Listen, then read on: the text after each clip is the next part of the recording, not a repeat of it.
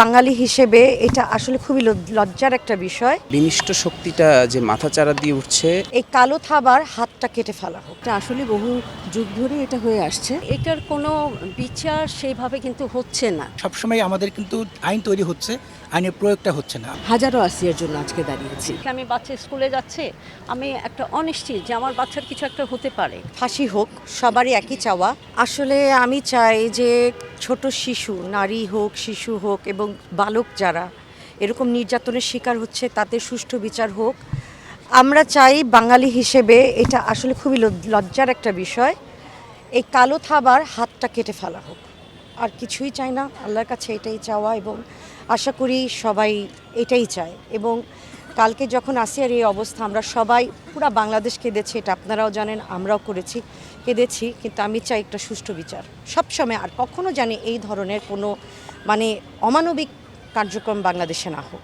অবশ্যই সবাই চাচ্ছে একটা কথাই যে ফাঁসি হোক, সবারই একই চাওয়া।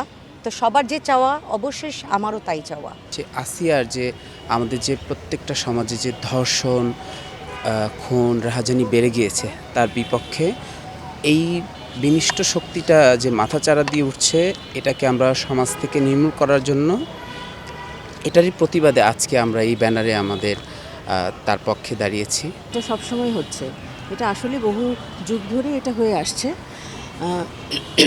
এখন বেড়েছে কি না কমেছে আমি আসলে ওইভাবে তো বলতে পারবো না। তা আমরা আজকে এখানে দাঁড়িয়েছি নৃত্যশিল্পী ফাউন্ডেশন বাংলাদেশের পক্ষ থেকে, যে একটি শান্তিপূর্ণ মানববন্ধন করছি। যে আমাদের সারা বাংলাদেশের এখন যে দাবি, ওই আমাদের একই দাবি যে সর্বোচ্চ শাস্তি হোক, মানে দোষীর সর্বোচ্চ শাস্তি হোক। এবং শুধু এক আসিয়ার জন্য না, হাজারো আসিয়ার জন্য আজকে দাঁড়িয়েছি। শুধু এক আসিয়ার জন্য না, আমরা হাজারো আসিয়ার জন্য আজকে দাঁড়িয়েছি, যেন সুষ্ঠু বিচার হোক। এটাই আমাদের।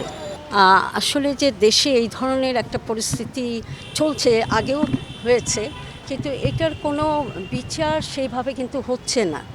এটা সবসময় চলেই আসছে, আজকে কালকেও। কিন্তু কেন?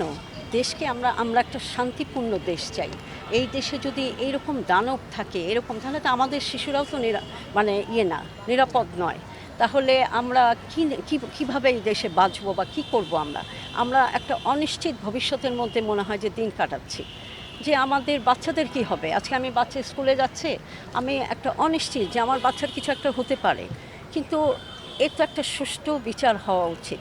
আমরা এই বিচারটাই আমরা চাই, যে একদম জনসমক্ষে ফাঁসি দিয়ে এটা করা উচিত, দেখানো উচিত যে এই ধরনের কার্যকলাপ করলে তার কী শাস্তি হওয়া উচিত। বর্তমান যে সরকার আছেন, তারা যে ইনিশিয়েটিভটা নিয়েছেন যে 90 দিনের মধ্যে বিচার কার্যক্রম শেষ করবেন, এটি আমরা অবশ্যই তাদেরকে অ্যাপ্রিসিয়েট করছি।